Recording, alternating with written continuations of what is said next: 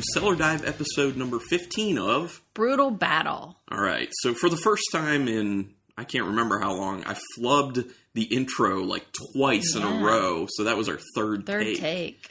How often does that happen? Not very often. I guess I'm off. I'm tired. I had a long day of work. It's the end of the week. Yeah. Cat's finally leaving the table. And so I was just like, I don't know. I need these beers is my point. So we're actually going to record this particular episode in two pieces because the first two beers we're doing are both bombers and they're high ABV. So we don't want to do those and then do two other beers. We want to be able to enjoy the stuff we're pulling out of the cellar. So we're just going to do these two and then the other two, but we'll mash it together like there was no time that passed and you guys won't know the difference really, except it might sound a little different. I don't know. But anyway. So we're doing the same thing with Cellar Dives as we've always done. Rebecca picks two beers. I pick two beers. Although Rebecca's first beer that she picked prompted me then to pick a alternate beer that's very similar, but just because I felt like it would be cool to have these side by side. Yeah, I'm excited to have them side by side. They've been sitting in our cellar for about 4.5 years now. And not quite 4.5 years, but close to. We got them from Golden Crust up in Red Lion those 4.5 years-ish ago. And I've always in my head thought we're going to try these together. Oh, okay. So here we are. Yes. So the first one we're going to do is by Hoppin Frog Brewing Company, and they're out of Akron, Ohio. I've had a few Hoppin Frog things. I think we've had like one of their things on the podcast before, and it's been a long time.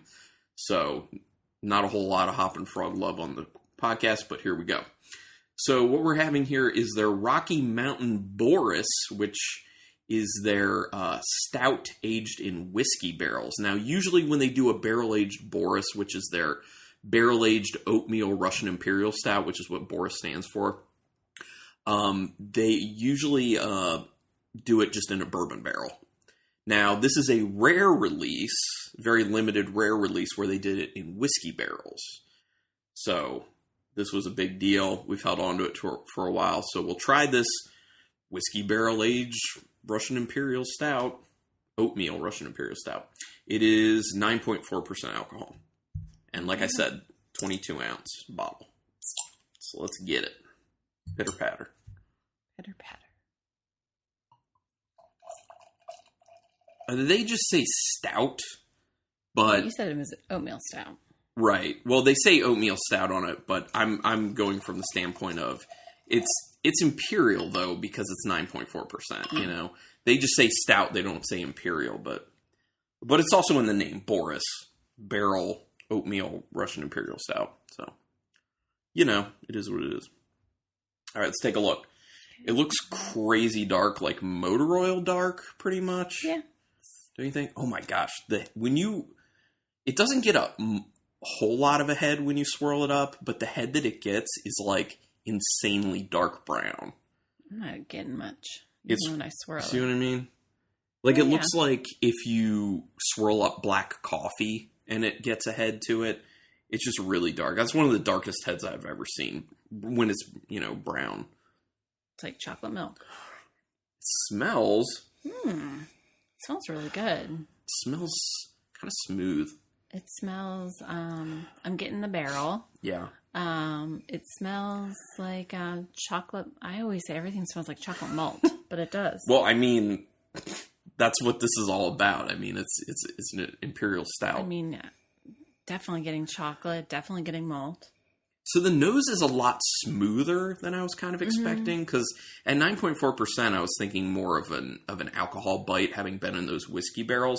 But I think, like you pointed out, you smell a lot of barrel. I particularly smell a lot of the wood from the barrel coming through, and I think that's probably kind of bringing that perception of alcohol down. Because it doesn't smell that high in alcohol. No. Which, 9.4 isn't insane, no. But doesn't smell like it. I get a chocolatiness to it, but it's very, very light chocolatiness, and it's more of like a dark chocolate. I smell the barrel for sure. There's a little bit of a honey note on it, and there's a little bit of a caramel and a little vanilla, and then obviously that wood I was talking about. There's a little soy sauce in there, like a little soy saucy tang on the nose. So it smells interesting. So I just went in for my first sip. It's way more balanced and smooth than I thought. Not getting as much. I can definitely tell it's barrel aged. I don't know if I'm perceiving the whiskey. Ooh. Whoa. It's like super roasty on the finish. My first sip, I couldn't really get it because I'm like fighting through the alcohol and just kind of like the malts of it. But it's relatively bitter on the finish, and it's very roasty, but like coffee roasty. It's tasty. I like that. That's good. If you're a coffee fan, it kind of tastes like a coffee stout in a way, like a barrel-aged coffee stout. Oh, yeah, for sure.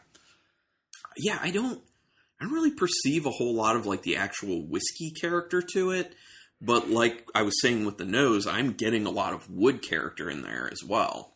And then, like I was saying, that dark chocolate. Yeah. It has, for how thick it looks, the mouth feels a lot lighter than I was expecting. Yeah, it's not, it definitely has that thinner mouth feel, but not thin that it's not appropriate for the beer. Wow. This is really like balanced and easy. I mean, for a 9.4 whiskey barrel stout, it's pretty easy. It's very easy. It's a little deceiving. Ooh. I really, really like that roasty coffee finish. It's really nice. Tasty. I wasn't expecting that because I wasn't getting that in the nose. The coffee? No. No, but I was just so surprised when on the second sip, I'm like, oh my gosh, it's like so much roasty, good coffee. That's good. I like that. So, like I said, Rebecca picked that as one of hers, so then I was like, I always envision this being tasted with another one, so I'll pick that other one as mine. As I just get water all over myself. What the heck? I don't know. I thought you just were falling off your chair. No, like I told you, I've been struggling today. Yeah, you are. And it's showing up in many forms now, so. All right. Did I pour water for you? Yeah. To rinse? Okay, good. That's another thing. I'm forgetting everything. Jeez. Maybe this beer's going to go straight to my head. I don't know. That's another thing. I'm nervous now. Okay, so the one I felt like I had to pick was their Rocky Mountain Doris. Doris and Boris. So the D in Doris is supposed to be double. So it's supposed to be a double oatmeal Russian Imperial Stout. But this is done the same way. It is also, a oatmeal stout that's done in whiskey barrels. And this is also a rare version because it's usually done barrel aged, like bourbon barrel aged. Now this one is 10.5% alcohol. So we're stepping up 1.1%. So I'm very interested to see how this is different. So this is just a double. Well, I mean, they say, like, based on the name, it's a double oatmeal Russian Imperial Stout. And it's still aged in whiskey barrels. Yes. Okay. So, and then it's 1.1% alcohol higher. So there might not be much of a difference. I don't know, but maybe there is. I don't know. I'm hoping there's a difference. I really would like there to be. I mean, it looks the same. Well, you know what's weird, though, is that when I swirl it up, I mean, it looks the same, like how dark it is, but when I swirl it up, I still get those really dark brown-colored bubbles, but the bubbles are a lot larger on this one than they were on the Boris. So that's interesting. Like, I'm talking a lot larger. It definitely has a different nose. Oh, yeah. There's almost like a salinity on the nose. It's almost a little salty smelling. This, I think I'm getting more of the soy sauce. Yeah, I definitely agree with that. I'm also getting a lot more of the dark chocolate on the nose right up front. And to me, this is more dark chocolate than... I feel like the first one was dark chocolate, but this is like more like a darker chocolate. Yeah, I can agree with that. So on the nose of the Boris, I wasn't really smelling a ton of chocolate on the nose. With this, I get a good amount of that chocolate. And like you said, like that very much increased soy sauce note, which is leading to what we were talking about with that salinity on the nose, which is immediately hits your nose. I smell a lot of the wood, much like on the Boris. It definitely smells different. I'm interested to see what the taste is going to be like. Tastes totally different, too. That is very different. Yeah. Wow. Mm-hmm. It doesn't taste as smooth to me. Yeah, there's a bit of an alcohol burn and bite to it. Yeah. That you don't get with the Boris. Not as much coffee. No, but it is there.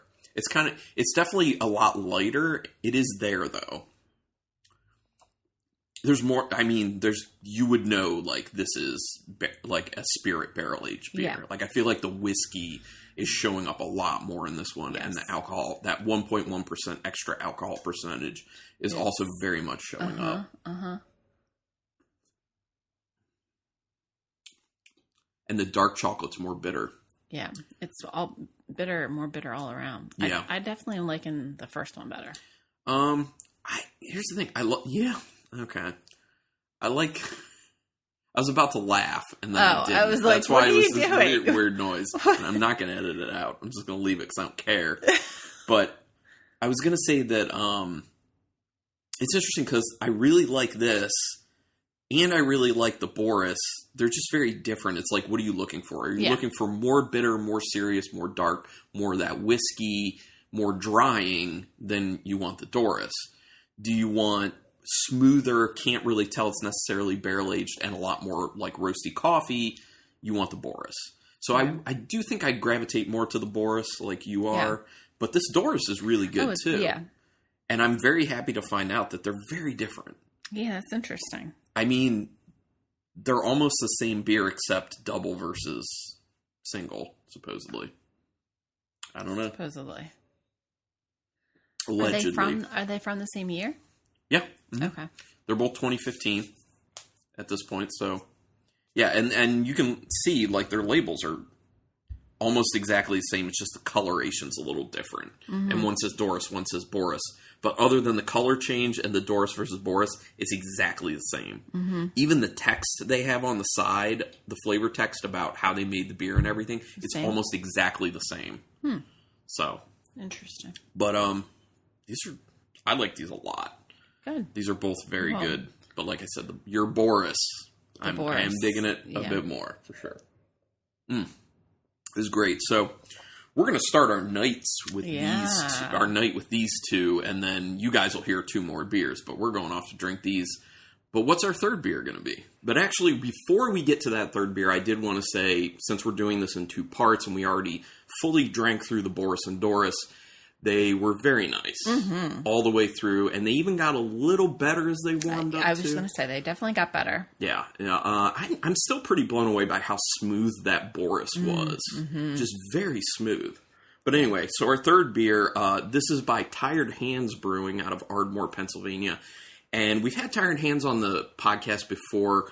I forget exactly what we've had. I think it was like one other thing. I think it was one of their like farmhouse ales or something, but they're best known for doing hazy IPAs and milkshake IPAs and stuff like that. But they do a lot of other stuff. So I pulled out a 750 milliliter bottle that Rebecca had picked up when she was there with her sister Erica about 2 years ago now, maybe. So truly a Cellar beer. It's been down there. And this is from their Individuation line, which is a whole line of these beers that they do where they're kind of playing around with their oak barrel fermentation, which, spontaneous fermentation, to kind of figure out what different types of things oak barrel fermented taste like. So this is the sanguine version of their Individuation, and I'll read you what they say about it. There's no flavor notes, though.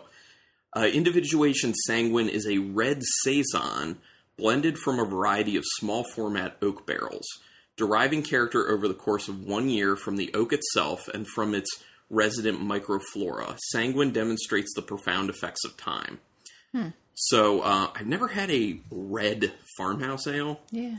So I'm assuming it'll be, on Untapped it's classified as like a Flanders red, but that might be because there's no category for red saison. So I don't know, but we'll see. Maybe it's going to taste like a Flanders red. Yeah. I don't know. We'll find out. I'm interested to see the color. I already get some tart smells just popping out of the the top, like, immediately. And pour yours. There you go. Ma'am. All right. So, and there's no ABV on this, so I'm assuming it's pretty low. Didn't you look it up and it was 7? Oh, yes, I did. Thank you for remembering. I did look at, literally, it was like less than an hour ago. He was like, what's the ABV in this? And then he's like, let me look it up. Well, and that's how I found out that it was referred to as a Flanders Red on Untapped, because that's where I looked for it. So I was like, thank you for remembering that. It looks brown. Yeah. I mean, it looks like what a Flanders Red might look like. Yeah, there's definitely like, it's a little murky. Mm-hmm. Has some like red undertones. It's got pretty sizable bubbles just hanging out on the top. Yeah. Smells good. It definitely smells tart, but also smells light, lemony. Very wood driven. Mm-hmm. I get a lot of those oaky smells. It's got a nice kind of like, it's got a nice like dark cherry note in there, but maybe mixed with a slight raspberry, in my opinion. And then there's like a nice, almost slightly molassesy malt character in there.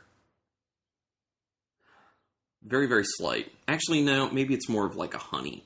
I think I'm getting like the nice kind of like slightly roasted malt character and then a honey kind of coming together, which is what was making me think molasses. I could see more honey than molasses. Yeah. I take it back on the molasses. Yeah, because molasses indicates more of like a darker... Yeah. And I don't... Yeah. I was wrong on that one. So I take it back. Because it definitely has, like you said, kind of like some darker, like maybe plum, cherry, raspberry. For sure. But also smells really light and refreshing at the same time. So I already took a sip. It is very light. I mean, the body is like super light. Not quite watery on the finish, but pretty thin. See, I like this. I can see where people are saying Flanders Red. It does kind of taste reminiscent of Flanders Red. It's tart, but it's light. It is refreshing. You are getting some of the dark. I'm saying plum. Okay. I definitely get like a dark cherry, like, you know, like the dark red cherries that you get. Mm-hmm. I definitely get that. I definitely still am feeling what I said, like a little touch of raspberry to it as well. But I can see the plum. And I feel like I'm getting a decent bitterness on the finish, but it's not tasting like it's hop or alcohol bitterness. It's tasting like it's a wood bitterness, kind of like bitterness that you get from tannins from wood that makes it almost a little wine-like in a sense. Yeah, for sure. I definitely could see that. It's I like nice. it. It's light, but also very complex, which I think is fun. Yeah, this is good. This is a nice, like, in-between seasons beer. This would be great for the fall, in my opinion. It's got a great taste for that. And also, this would be really good for people who are into wine, who kind of want to venture into beer. I think this could be a nice beer to bridge, which, you know, goes back to my thoughts about Rodenbach being a great introduction you always say that. Yeah. to sour beers, and especially for people who are into wines, red wines in particular. Mm-hmm. There's a little touch of that honey note on the finish, a little sweetness. Not as much of it as there is in the aroma, though. That's tasty, though. Yeah, it's good. I quite like it. I do, too. I like it more than I thought I would. I'm always a little, like, hesitant when you pull out a sour. I'm like, Well, it's not, right. And I wouldn't even call it sour. I just call it tart. No, yeah. But, anything with that kind of flavor profile, I'm always a little, like, leery. Am I going to like it or not? Or... I would just call it tart, but, I mean, it does build some phlegm. So I will say that. For sure. Well, and also, as I was kind of letting the flavor sit in my mouth, it was starting to taste even more cherry. Just the residual flavor hanging out in there just kept getting more and more cherry to it. I'm interested to see how this is going to be when it warms up a little bit more. We've had it sit out maybe half an hour. Yeah, about that. So we'll see what it does.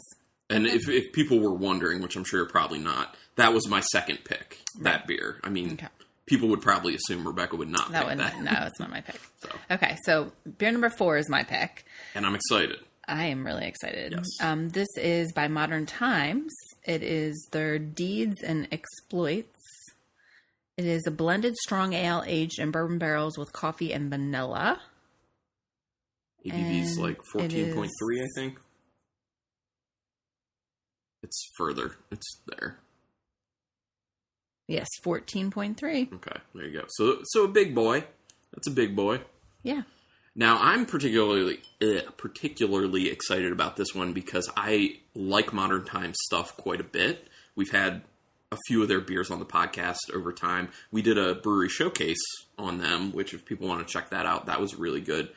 But we've never had any of their barrel-aged stuff. And I've heard really good things about their barrel-aged stuff. So, very excited we were able to get this one through Craft Beer Kings. Oh, crap. Oh. That had a lot of carbonation. I was really... I'm sure people heard that on the podcast, but it, exploded carbonation out as soon as I opened it up. I was expecting that it was going to start overflowing, but no movement on that. That's pretty interesting. I'm surprised. Okay, I haven't had this that long. So for a cellar beer, I've probably only had this beer in our cellar for since December, maybe. Damn it. I'm causing dribbling all over the bit place of a mess here. Don't worry, I'm taking care of it. Okay. He's licking the bottle. Yeah. And what I'm tasting thus far is pretty nice, to be honest. Yeah. Although that's not a real representation. I'm trying to see if there's a date code on here somewhere. I assume this was a 2019. So, anyway, let's get to it. Okay. Sorry, the outside of your glass might be a little sticky there. Yeah, it's okay. I'll wash it. This looks a little like the individuation. I was just going to say, it... It's like a brownish reddish. Yeah. Which, not as murky as the last one. It's right. A little more clear. As a strong ale, it looks like what you would think a strong ale probably looks like. It's got some decent sized bubbles on the side. Oh my gosh, this smells so good. Doesn't it? Does it? Okay. Tell me what you're smelling in it, and I'll tell you what I'm getting. Because there's something in particular I want to see if you say. Man, I smell butterscotch. Okay. I could see a butterscotch to it, lightly. What else? I'm definitely getting coffee. Mm-hmm. Definitely the vanilla. Yeah. It's hard I'm definitely getting wood from the barrel. Yep. But it's the butterscotch, caramel, toffee... A lot of those types of flavors. Well, and the caramel also is folding into a really nice bourbon smell in there. My first thought when I sniffed this, and I still think that when I smell it, it smells fudgy. Oh, Doesn't it smell like a dark, rich fudge? And one of the words on the bottle is decadent. It smells decadent. Yeah. Oh, yeah. It smells... Well, and it's interesting to me because it's a strong ale, and it's not a stout or anything. It's not super dark, but it's so chocolatey smelling to me. Oh, see, I'm not getting... It smells like fudge. It smells like bourbon fudge. Yeah, okay.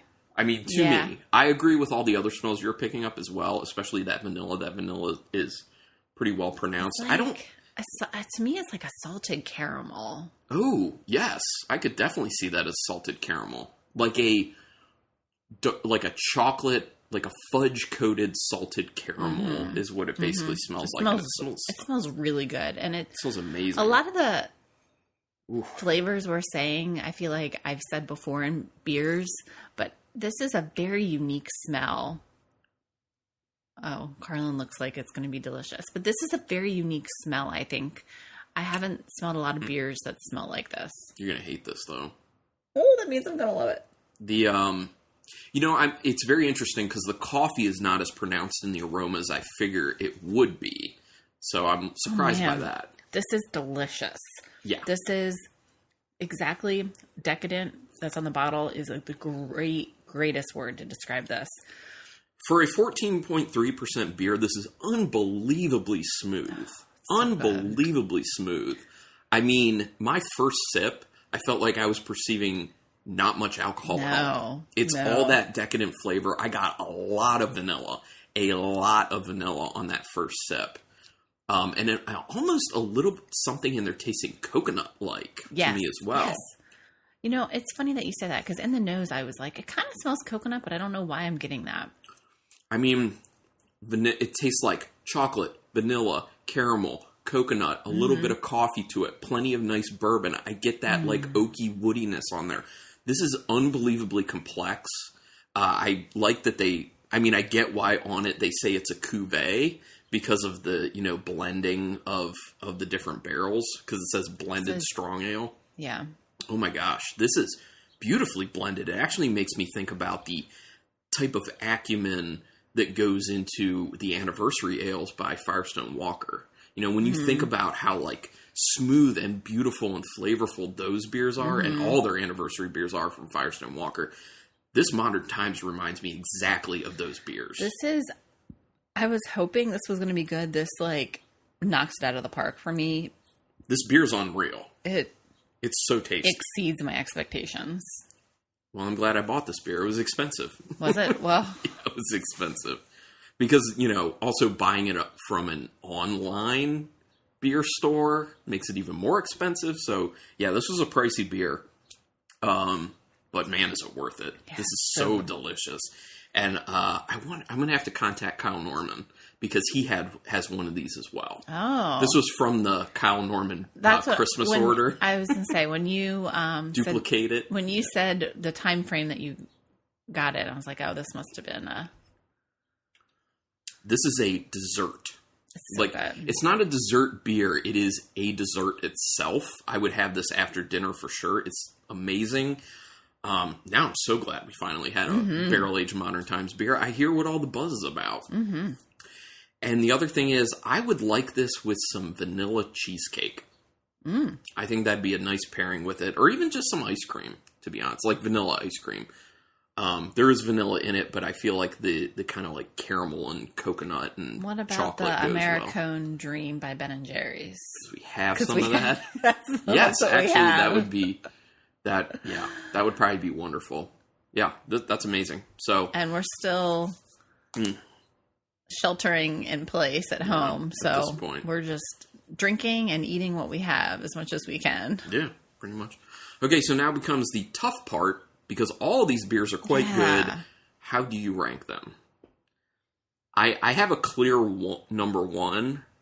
I have a clear one, No, I'm good. Okay, why don't you go first? I think ours might end up being the same, but go ahead. Okay. I forget. I like the Boris more than the Doris, right? That was the smoother one, the Boris. Yeah. Okay. So my number 4 is Doris. Really? Okay. Then my number 3 is the Tired Hands. Oh, just so people, the Doris is the double... the barrel-aged double Russian Imperial Stout. Aged in whiskey barrels. Oatmeal Russian Imperial Stout, sorry. Yes. Your number 3, you said, is the Tired Hands Individuation Sanguine, which is the oak-aged red Saison. And then my number 2 is the Boris. Boris. Yes, the Boris, which is the just single version of the Doris, basically. And both of those, I'm sorry, I think I said bourbon barrel is whiskey. Whiskey. I said whiskey. I said whiskey. You got it. And then my number 1 is just Modern Times. I mean, it's pretty... Deeds and Exploits. Blended strong ale, aged in bourbon barrels with coffee and vanilla, but so much more flavor than you would think based off of that. I would say vanilla for sure. There's vanilla out the wazoo. Coffee is there, but it's not... Barely. It seems like barely, it's kind of... hidden. Yeah. Although it's supporting actor, not the main. Although I will say that this could change as it warms up even more, and maybe that coffee gets a little stronger. It'd be interesting to see. But okay, so my number 4 is actually going to be the Individuation by Tired Hands. Really? My number 3 is going to be the Doris. My number 2 is the Boris, and my number 1 is the Deeds and Exploits. So we were close. So yeah, super. Just 3 and 4 switched. That's it. But I will say I love all these. Yeah, I love them all. I'm so glad we had these in the cellar for very and we're going to time. be, considering we'll probably be sheltering in place and not buying new beer, we're going to be doing a lot more of these. So we'll be we have plenty down there. Uncovering some hidden gems. Yes, definitely. Plenty of hidden gems. Some that you won't have any clue we had down there. I mean, these... I remember when we got Boris and Doris. Yeah. I didn't remember we still had them. I guarantee you didn't remember the individuation. No, I had no idea. Right. And did you remember the Modern Times? No, I don't even think I knew you bought that because that was just... Yep. Well, yeah, I think I unpacked that when you weren't around anyway, so it just went straight into the fridge. I was like, we'll drink this at some point. Oh, it's been in the fridge the whole time. Yeah, it didn't even make it to the cellar. Yeah, no, it didn't. So, anyway, wonderful episode. Mm-hmm. Loved it. So, I'm going to have to check in with Kyle Norman and see if he drank this. Yeah, and give get him his a opinion text on that. right now. But anyway, thanks everyone for checking this out. You have anything else to say? Check us out on Instagram, Brutal Battle Podcast. We'll post pictures of the beers so you can see exactly what they look like of each episode. That's pretty much, once in a while there's something else that will go up if we drink something interesting during the week. And if people could do us a quick favor to give us a rating and review on iTunes, that would help us out greatly. We don't get a ton of ratings and reviews on there, and if you actually appreciate anything of what we're doing with this, because we're just spending our own money doing it, that's your way to repay us. Give us a rating and review. And but thanks. And until next time, keep it brutal. I feel so